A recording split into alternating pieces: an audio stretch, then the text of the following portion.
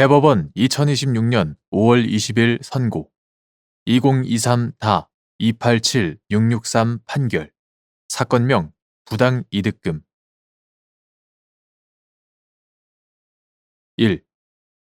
회생계획을 해석하는 방법 회생계획은 법률 행위의 해석 방법에 따라 해석해야 한다.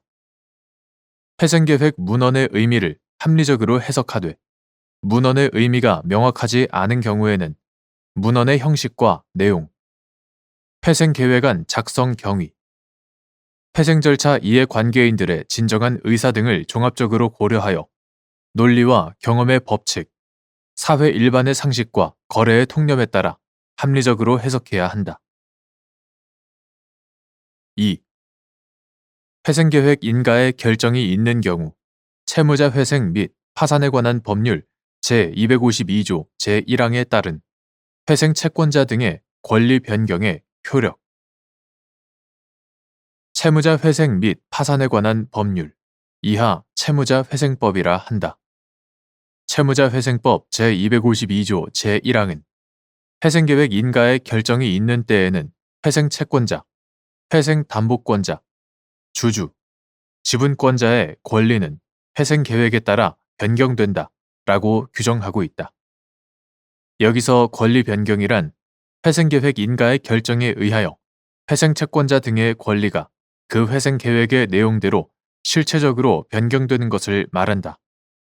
이는 단지 채무와 구별되는 책임만의 변경을 뜻하는 것이 아니므로 회생계획 등에 의하여 인정되지 아니한 회생 채권과 회생 담보권에 대한 채무자 회생법 제251조의 면책과는 성질이 다르다. 따라서 회생계획 인가의 결정이 있으면 회생 채권자 등의 권리는 회생계획에 따라 변경되어 채무의 전부 또는 일부의 면제 효과가 생기고 기한을 유예한 경우에는 그에 따라 채무의 기한이 연장되며 회생 채권이나 회생 담보권을 출자 전환하는 경우에는 그 권리는 인가 결정 시 또는 회생 계획에서 정하는 시점에 소멸한다. 3. 채무자 회생 및 파산에 관한 법률 제243조 제1항 제4호에서 정한 청산가치 보장의 원칙이 준수되지 아니한 회생 계획을 인가할 수 있는지 여부, 소극 및 조사위원이 작성한 조사 보고서에 기재된 내용의 증명력 회생계획은 회생계획에 의한 변제 방법이 채무자의 사업을 청산할 때 각 채권자에게 변제하는 것보다 불리하지 아니하게 변제하는 내용이어야 한다는 이른바 청산가치 보장의 원칙, 채무자 회생 및 파산에 관한 법률 제243조 제1항 제4호, 청산가치 보장의 원칙을 준수해야 하고 이 원칙이 준수되지 아니한 회생계획은 인가 요건을 결여하는 것이므로 법원은 이를 인가하여서는 아니 된다. 그리고 조사위원이 작성한 조사 보고서에 기재된 내용은 그 기재가 진실에 반한다는 등의 특별한 사정이 없는 한 그 내용의 증명력을 쉽게 배척할 수 없고 이는 법원이 조사위원에게 채무자의 사업을 계속할 때의 가치가 채무자의 사업을 청산할 때의 가치보다 큰지의 여부를 조사하게 함으로써 회생사건의 처리에 관한 예규 제7조 제1호 여부를 조사하게 함으로써 그러한 내용이 조사 보고서에 기재된 경우에도 마찬가지이다. 4. 갑 주식회사의 회생계획에서 을 유한 회사와 기술보증기금만이 회생담보권자로 인정되었고 회생담보권의 권리 변경과 변제 방법에 관하여 각 회생담보권의 80%는 현금으로 변제하되 그중 92%는 1차 연도에 나머지는 0.89%씩 10차 연도까지 변제한다. 회생 절차 개시 당시 갑 회사의 재산상에 존재하는 담보권은 회생계획에 의하여 권리 변경된 회생담보권을 피담보 채권으로 하는 담보권으로서 회생계획 인가 이후에도 종전 순위에 따라 존속한다. 갑 회사가 법원의 허가를 받아 담보 목적물을 매각할 경우에는 처분 대금으로 당해 담보 목적물의 권리 변경된 회생담보권을 변제한다. 담보 목적물에 대한 회생담보권자가 여럿일 경우 담보권의 순위에 따라 순차적으로 변제한다 라고 정하였는데, 갑 회사의 관리인이 담보 목적물인 부동산을 매각한 후 그 처분 대금으로 을 회사와 기술보증기금에 대한 각 1차 연도의 회생담보권 미변제 원리금 등을 변제하자 을 회사가 위 처분 대금은 선순위 담보권자인 을 회사의 회생담보권 원리금 채무에 우선 변제되어야 한다고 주장하며, 기술보증기금을 상대로 잘못 변제된 금액에 대한 부당이득 반환을 구한 사안에서 재반 사정에 비추어 위 회생계획은 담보 목적물의 처분대금 등으로 을 회사와 기술보증기금의 회생담보권 중 변제기가 도래한 1차 연도 부분만을 변제하도록 정한 것이고, 갑 회사의 관리인의 변제는 회생계획에 부합한다고 봄이 타당한데도 위 처분 대금이 변제기가 도래한 1차 연도의 회생담보권뿐만 아니라 변제기가 도래하지 않은 회생담보권까지 합한 채권액을 기준으로 하여 각 회생담보권의 순위에 따라 변제되어야 한다고 본 원심 판단에 법리 오해 등의 잘못이 있다고 한 사례.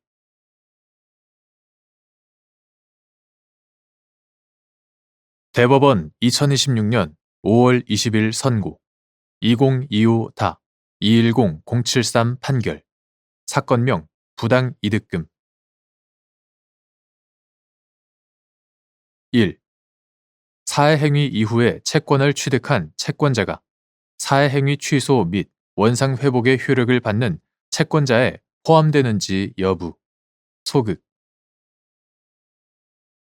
개별 채권자가 사해행위 취소권을 행사함에 따라 원상회복된 채무자의 책임 재산이라도 채무자에 대해 파산이 선고되면 파산 절차의 총채권자를 위한 공동담보인 파산재단에 속하는지 여부.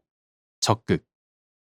및 취소 채권자가 제기한 사해행위 취소 및 원상회복 소송의 판결에 따라 사해행위로 일탈된 재산이 원상회복되었으나 그 재산에 대한 취소 채권자 등의 개별적 강제 집행이 종료되기 전에 채무자에게 파산이 선고된 경우 사해행위 이후에 채권을 취득한 채권자도 파산재단에 속한 재산에 대하여 파산 절차에 따른 권리를 행사할 수 있는지 여부. 적극. 사해행위 취소권의 행사로 사해행위가 취소되고 채무자 명의로 원상회복된 재산은 취소 채권자 및 민법 제407조에 따라 사해행위 취소 및 원상회복의 효력이 미치는 채권자에게 채무자의 책임 재산으로 취급되고, 사해행위 이후에 채권을 취득한 채권자는 민법 제407조에서 정한 사해행위 취소 및 원상회복의 효력을 받는 채권자에 포함되지 않는다. 그러나 채무자에 대하여 파산이 선고되면 채권자의 개별적인 권리 행사가 원칙적으로 금지되고, 채무자 회생 및 파산에 관한 법률 제424조 채권자가 파산 선고 전에 파산재단에 속하는 재산에 행한 강제집행 등은 파산재단에 대하여 효력을 잃으며, 같은 법 제348조 법원이 선임한 파산관제인이 채무자의 재산을 공정하게 환가하여 배당하는 집단적, 포괄적 재무 처리 절차가 개시된다. 따라서 개별 채권자가 사해행위 취소권을 행사함에 따라 원상회복된 채무자의 책임 재산이라도 채무자에 대해 파산이 선고되면 이는 파산 절차의 총채권자를 위한 공동담보인 파산재단에 속한다고 봄이 타당하다. 그러므로 취소 채권자가 제기한 사해행위 취소 및 원상회복 소송의 판결에 따라 사해행위로 일탈된 재산이 원상회복되었더라도 그 재산에 대한 취소 채권자 등의 개별적 강제 집행이 종료되기 전에 채무자에게 파산이 선고되었다면 사해행위 이후에 채권을 취득한 채권자도 파산재단에 속한 재산에 대하여 파산 절차에 따른 권리를 행사할 수 있다. 2. 갑이 그 소유의 토지에 관하여 을 앞으로 매매를 원인으로 한 소유권 이전 등기를 마쳤고, 관할 세무서장은 갑에게 그 양도 차익에 관하여 양도소득세 부과 처분을 하였는데, 갑의 채권자인 병이 을을 상대로 위 매매 계약에 대한 사회행위 취소 및 원상회복 소송을 제기하여 전부 승소 판결을 받았고, 갑이 사망한 후 병이 위 토지에 관하여 소유권 이전 등기를 말소하고 상속인인 정 앞으로 소유권 이전 등기를 마친 다음 강제경매를 신청하여 경매 절차가 개시되었으나, 정의 신청으로 갑의 상속재산에 대하여 파산이 선고되었고, 파산 관제인이 강제경매 절차를 속행하여 토지의 매각 대금으로 국가에 대한 위 양도소득세 등 채무를 우선 변제한 후 병 등 파산 채권자들에게 나머지를 안분 배당하자 병이 위 양도소득세 등 채권에 대한 변제가 신의 측 등에 반한다고 주장하며 국가를 상대로 부당이득 반환을 구한 사안에서, 국가의 위 양도소득세 등 채권은 사회행위 이후에 성립된 것이기는 하지만 파산 선고 전에 이미 발생한 조세 채권으로서 채무자 회생 및 파산에 관한 법률 제473조 제2호에서 정한 재단 채권에 해당하여 같은 법 제476조에 따라 환가 대금에 대한 배당 절차에서 병의 파산 채권보다 먼저 변제되어야 하므로 국가는 병에 대해 부당이득 반환 의무를 부담하지 않는다고 한 사례.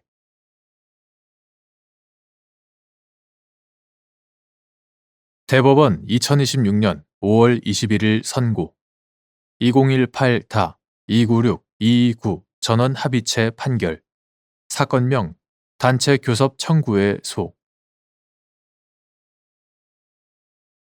구노동조합 및 노동관계조정법 제2조가 적용되는 사안에서 단체 교섭 의무를 부담하는 사용자는 사용 종속 관계가 있는 자, 즉 근로자와의 사이에 그를 지휘, 감독하면서 그로부터 근로를 제공받고 그 대가로서 임금을 지급하는 것을 목적으로 하는 명시적이거나 묵시적인 근로계약 관계를 맺고 있는 자를 말한다는 취지의 종전 대법원 법리가 유지되어야 하는지 여부.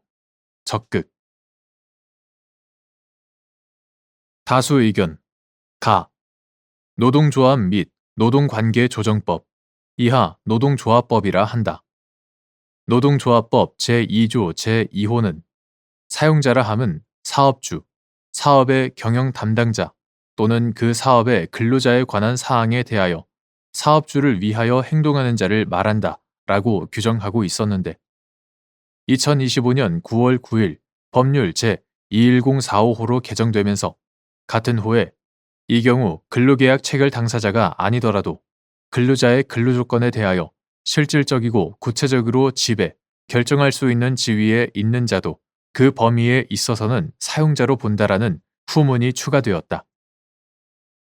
위와 같이 개정되기 전의 법을 구노동조합법이라 하고, 개정되어 2026년 3월 10일부터 시행된 법을 개정노동조합법이라 한다. 위 신설 조항에 관하여는 경과 규정을 두지 않았으므로 개정노동조합법이 시행되기 전 단체 교섭 요구 거부를 이유로 단체 교섭 의무 이행을 구하는 사건에는 구노동조합법 제2조가 적용된다. 한편 노동조합법 제29조 제1항은 노동조합의 대표자는 그 노동조합 또는 조합원을 위하여 사용자나 사용자 단체와 교섭하고 단체 협약을 체결할 권한을 가진다 라고 규정하고, 노동조합법 제81조 제1항 제3호는 사용자가 노동조합의 대표자 또는 노동조합으로부터 위임을 받은 자와의 단체 협약 체결, 기타의 단체 교섭을 정당한 이유 없이 거부하거나 해태하는 행위를 부당노동 행위의 하나로 규정하고 있다. 나. 대법원은 1986년 12월 23일 선고 8호 누 856 판결, 1995년 12월 22일 선고 95 누 3565 판결, 1997년 9월 5일 선고 97 누 3644 판결, 2008년 9월 11일 선고 2006 다 40935 판결 등에서 노동조합에 대하여 단체 교섭 의무를 부담하는 사용자라 함은 사용 종속 관계가 있는 자, 즉 근로자와의 사이에 그를 지휘, 감독하면서 그로부터 근로를 제공받고 그 대가로서 임금을 지급하는 것을 목적으로 하는 명시적이거나 묵시적인 근로계약 관계를 맺고 있는 자를 말한다는 취지로 판시하였다. 이하 종전법리라 한다. 다. 구노동조합법 제2조가 적용되는 사안에서 단체 교섭 의무를 부담하는 사용자에 관한 종전법리는 타당하므로 유지되어야 한다. 그 이유는 다음과 같다. 첫째, 대법원은 노동조합법상 사용자는 원칙적으로 근로자와 명시적, 묵시적 근로계약 관계를 맺고 있는 자라고 보면서도 부당노동 행위의 유형에 따라서는 사용자의 범위를 다르게 볼 수 있음을 전제로 판단한 경우가 있다.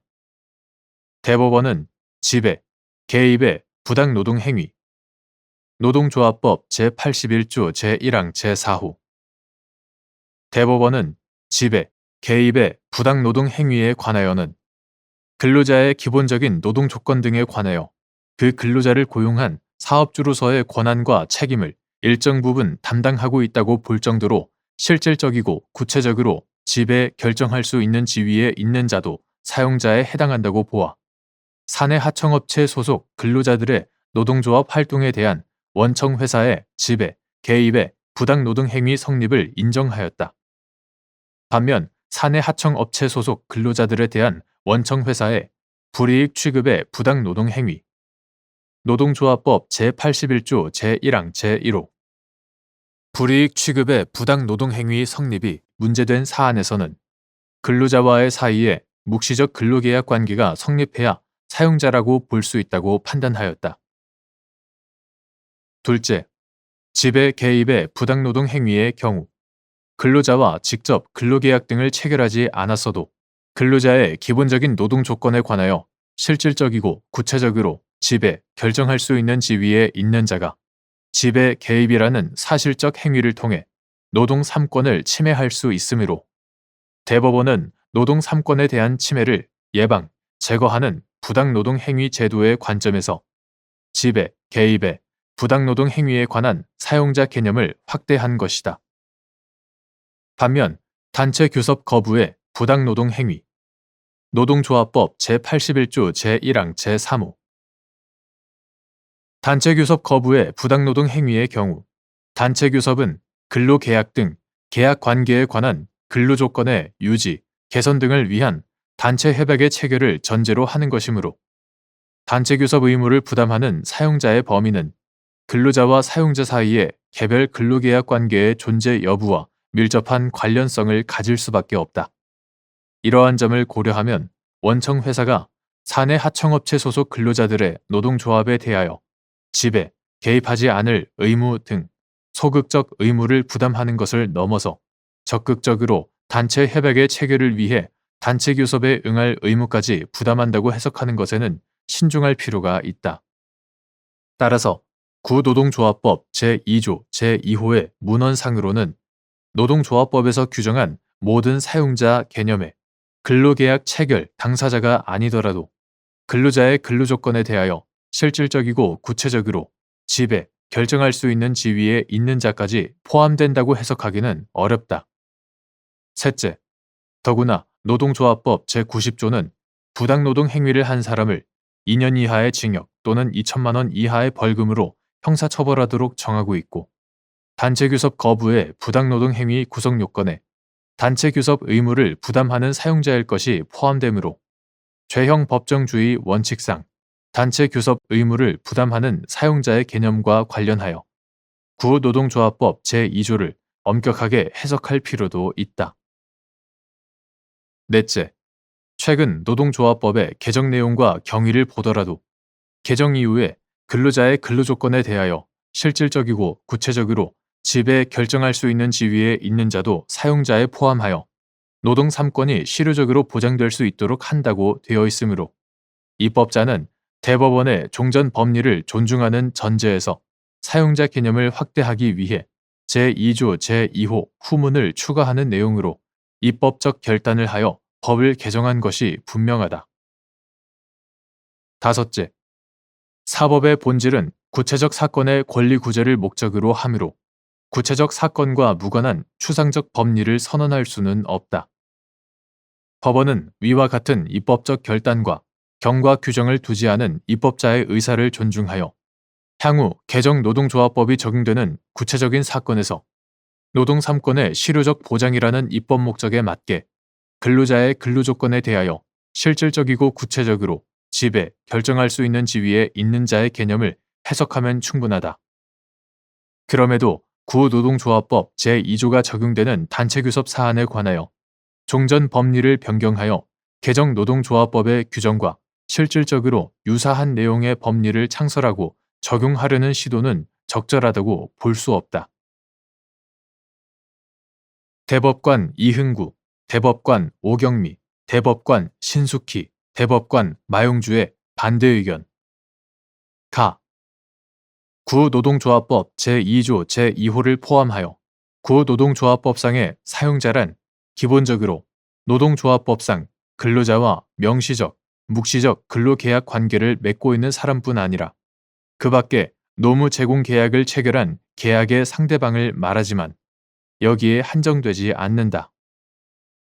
헌법 제33조와 근로자에게 단체 교섭권 등 노동 3권을 보장함으로써 근로조건, 노동조합법상 근로자에 대한 노무 제공 조건을 포함한다. 이와 같다.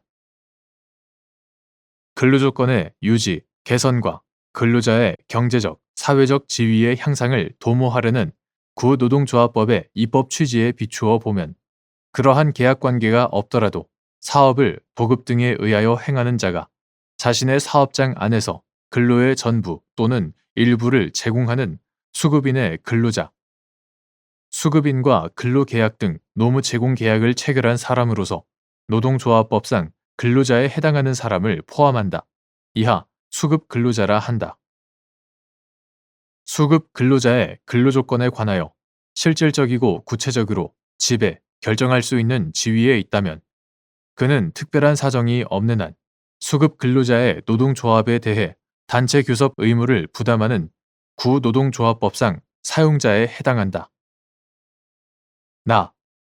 도급인이 수급 근로자의 근로조건에 관하여 실질적이고 구체적으로 지배, 결정할 수 있는 지위는 수급 근로자의 노동조합이 교섭을 요구한 사항과 관련된 수급 근로자의 근로조건에 상당한 영향을 미치는 요소를 도급인이 사실상 단독으로 결정할 수 있어 해당 근로조건에 관한 구체적인 내용을 일부라도 직접 결정할 수 있는 것과 동일하다고 평가되고 나아가 수급 근로자, 수급인, 도급인 사이 노무 제공 관계에서 나타나는 수급 근로자의 도급인에 대한 경제적 종속성의 실질에 비추어 수급 근로자의 노동 3권 보장을 위해 도급인에 대하여도 해당 교섭 사항에 관한 단체 교섭 의무를 부담시킬 필요성이 있는 경우에 인정된다.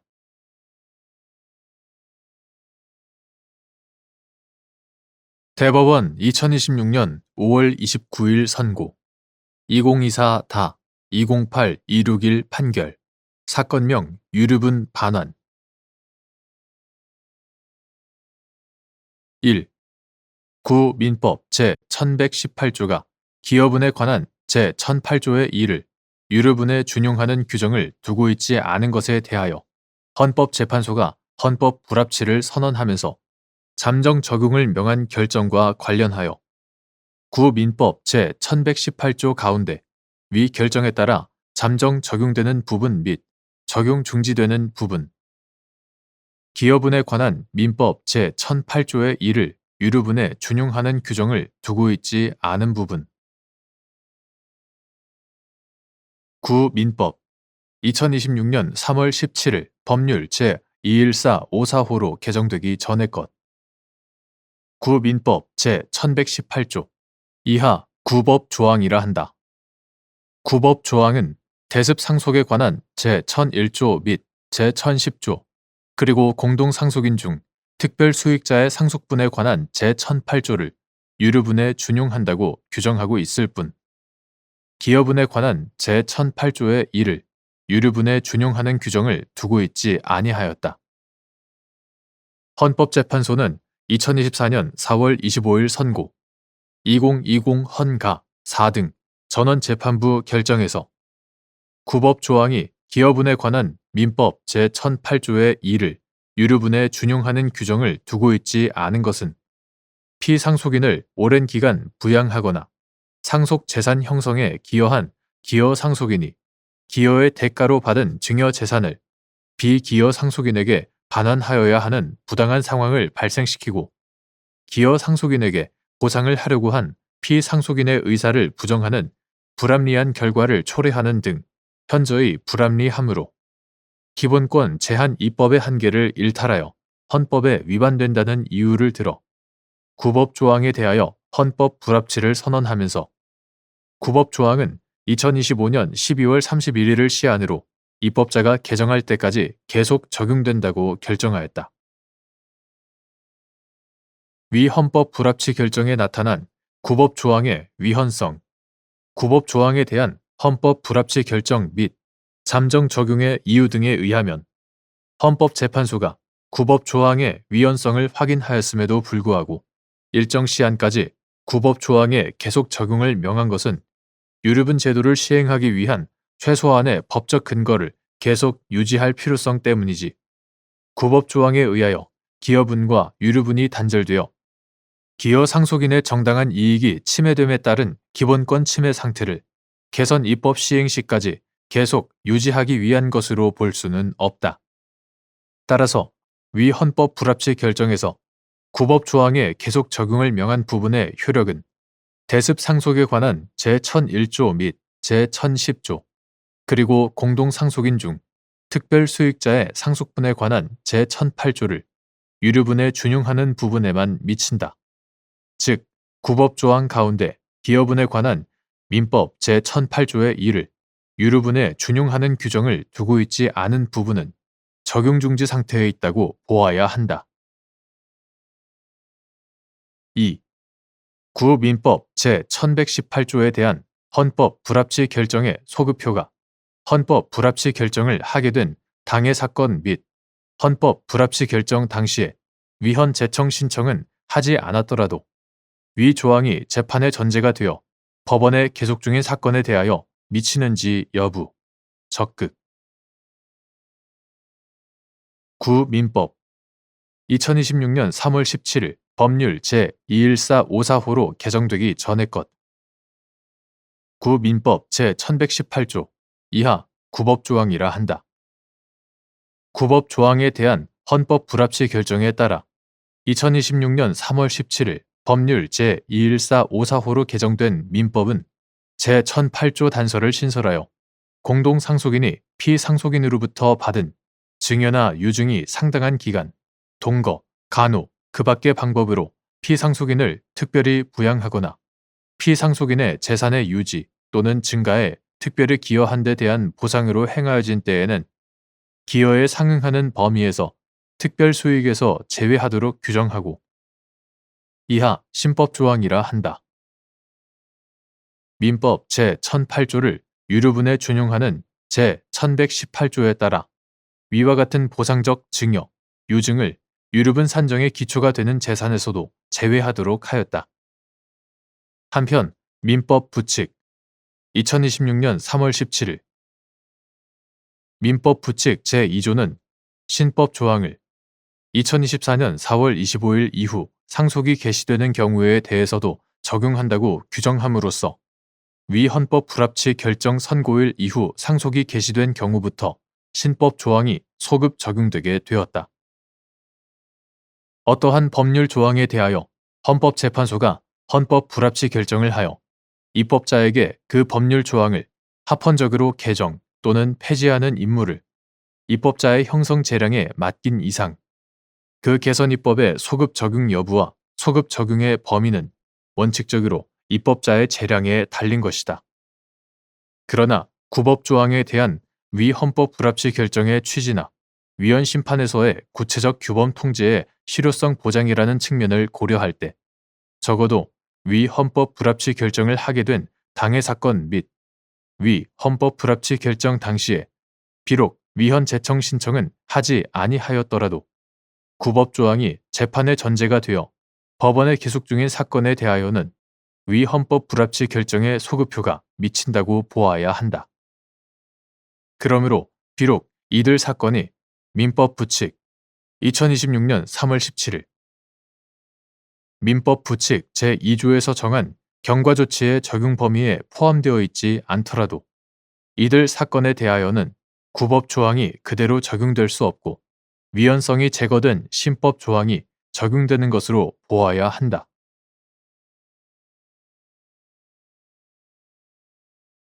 대법원 2026년 5월 29일 선고 2025-219-520 판결 사건명 손해배상 기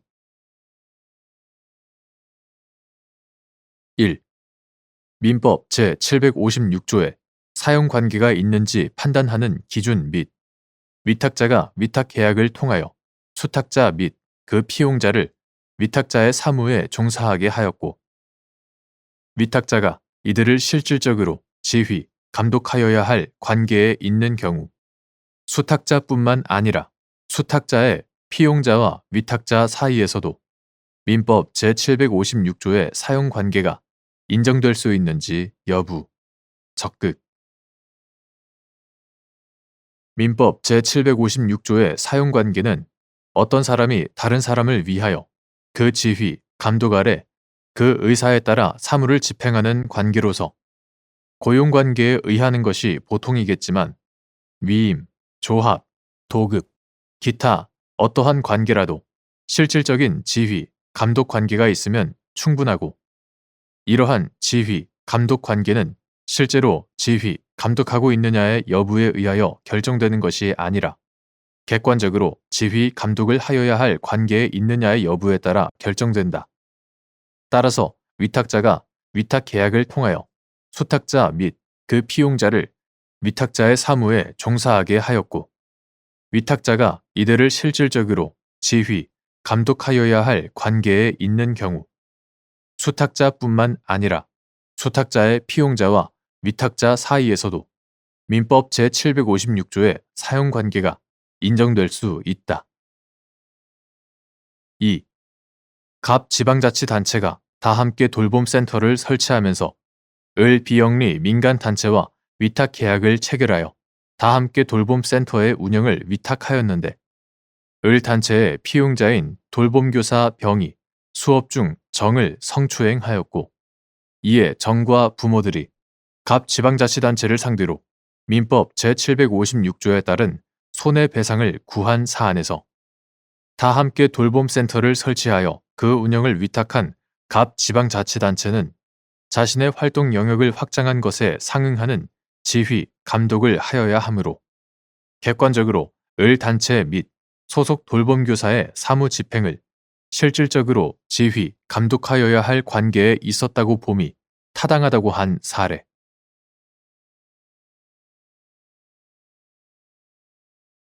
대법원 2026년 5월 29일 선고 2026-200-365 판결 사건명 기타 금전 1.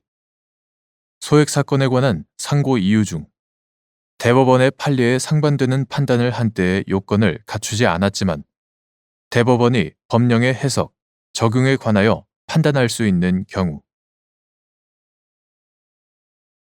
소액 사건에서 구체적 사건에 적용할 법령의 해석에 관한 대법원 판례가 아직 없는 상황에서 같은 법령의 해석이 쟁점으로 되어 있는 다수의 소액 사건들이 하급심에 계속되어 있을 뿐 아니라 재판부에 따라 엇갈리는 판단을 하는 사례가 나타나고 있는 경우 소액 사건이라는 이유로 대법원이 법령의 해석에 관하여 판단을 하지 않은 채 사건을 종결하고 만다면 국민 생활의 법적 안정성을 해칠 우려가 있다. 이와 같은 특별한 사정이 있는 경우에는 소액 사건에 관하여 상고 이유로 할 수 있는 대법원의 판례에 상반되는 판단을 한 때의 요건을 갖추지 않았다고 하더라도 법령 해석의 통일이라는 대법원의 본질적 기능을 수행하는 차원에서 쟁점이 된 법령의 해석, 적용에 관하여 판단할 수 있다. 2. 약관의 해석에서 작성자 불이익의 원칙 약관은 신의 성실의 원칙에 따라 해당 약관의 목적과 취지를 고려하여 공정하고 합리적으로 해석하되 개별 계약 당사자가 의도한 목적이나 의사를 참작하지 않고 평균적 고객의 이해 가능성을 기준으로 객관적, 획일적으로 해석하여야 한다. 그리고 특정 약관 조항을 그 목적과 취지를 고려하여 공정하고 합리적으로 해석하기 위해서는 특별한 사정이 없는 한 그 약관 조항의 문헌이 갖는 의미뿐만 아니라 그 약관 조항이 전체적인 논리적 맥락 속에서 갖는 의미도 고려해야 한다. 위와 같은 해석을 거친 후에도 약관 조항이 객관적으로 보아 다의적으로 해석되고 그 각각의 해석에 합리성이 있는 등 당의 약관의 뜻이 명백하지 않은 경우에는 고객에게 유리하게 해석해야 한다. 3.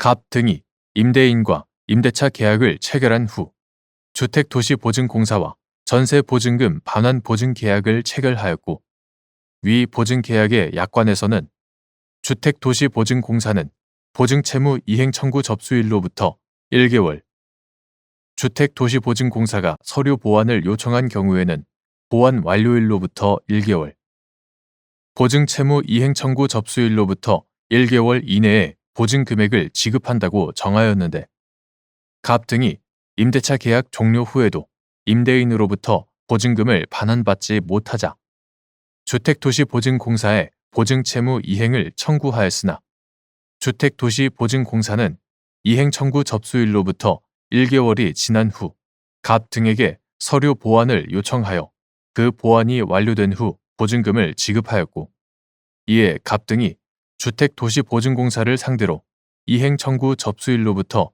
1개월이 지난 날부터 보증금 지급일까지의 지연 손해금의 지급을 구한 사안에서 주택도시보증공사는 지급을 거절, 유보 혹은 지연할 수 있는 사정이 없는 한 보증채권자의 이행 청구 접수일로부터 1개월 이내에 보증금액을 지급해야 하고 보증채권자의 이행 청구 접수일로부터 1개월이 경과한 후 보증채권자에게 서류 보완 요청을 하였다면 특별한 사정이 없는 한 이행 청구 접수일로부터 1개월이 경과한 날부터 보증채무를 이행한 날까지 지연 손해금을 지급할 의무가 있다고 한 사례.